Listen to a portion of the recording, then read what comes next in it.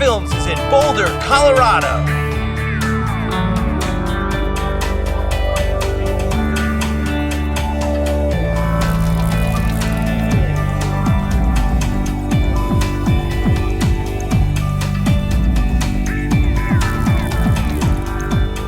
In Boulder, we have 7 high-frequency transit routes called the Hop, Skip, Jump, Bound, Dash, Stampede, and Bolt.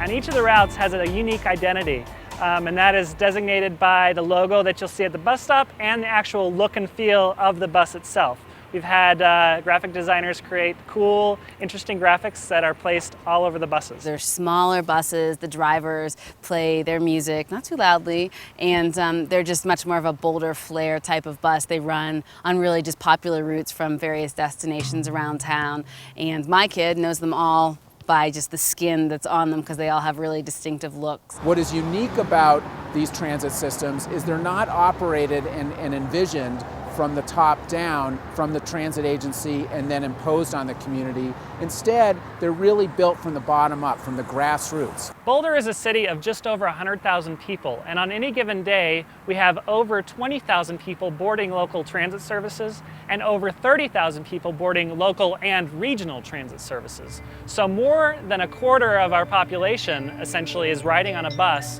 on any given day.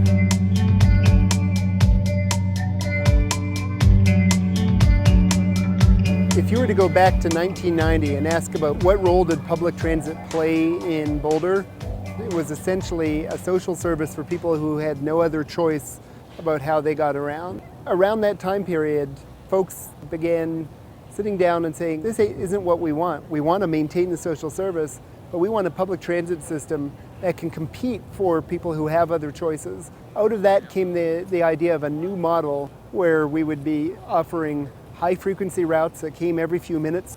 Routes that would have a friendly feeling so you didn't feel like you were a criminal when you stepped on the bus. Instead, you felt like you were a valued customer. Routes that had a very simple route, either basically straight line up and down or going in a circle. The city convened a group of citizens who then considered, okay, what should be the character of this bus system? What would be a good name? What would be a good color scheme? What would be a good image and marketing strategy for the system? We really came to that by talking to people and asking, well, what would make you want to ride the bus? And it wasn't rocket science, but it was just what any private business would do.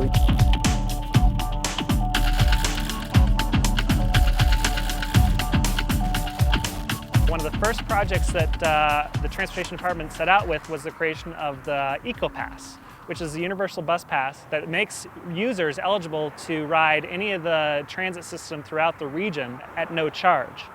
So that was our first tool to really increase transit use throughout the community. And what we've seen is that a combination of the transit passes, where our downtown parking district, the people who are paying those parking permits and paying the meter fees, are actually helping to pay for EcoPasses for everybody who works in the downtown. Here we are sitting on the Hop. It's the City of Boulder's flagship transit service.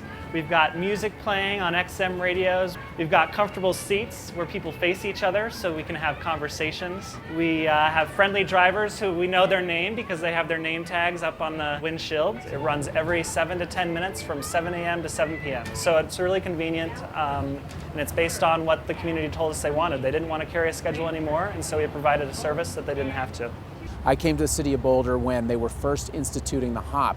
What then became such a success that we then had to consider how to replicate it and sell it to our regional transportation district, which is the funding source for the transit in the Denver area.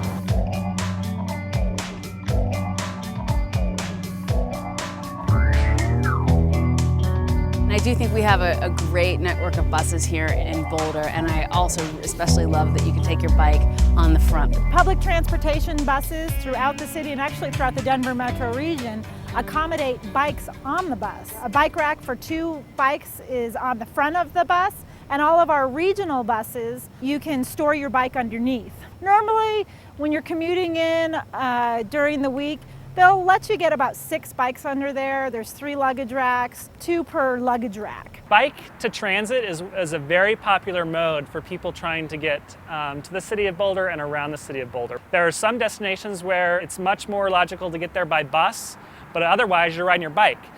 With so many people riding their bike, they also have an eco-pass. We want to provide a way for them to get their bike to the bus stop. If the bike rack on the bus is full, we need them to have a place to lock up their bike so they can still take their transit trip. Boulder is a great place to raise a family, and one of the main reasons is that transportation is so easy. The kids start riding bikes to school at a very young age and then start taking the bus around town. I think it's very different from growing up in many places where you have to wait for someone to come home and take you to your friend's house or take you down to the mall for something to do. And it means that the kids have a sense of freedom growing up, and they learn to ride the buses and use them. The lesson that other transit agencies and transit planners can learn from what we've done here in Boulder is don't make assumptions about your customers. The best thing to do is ask them what they want and give it to them. On our peak months, we've carried over 24,000 passengers per day.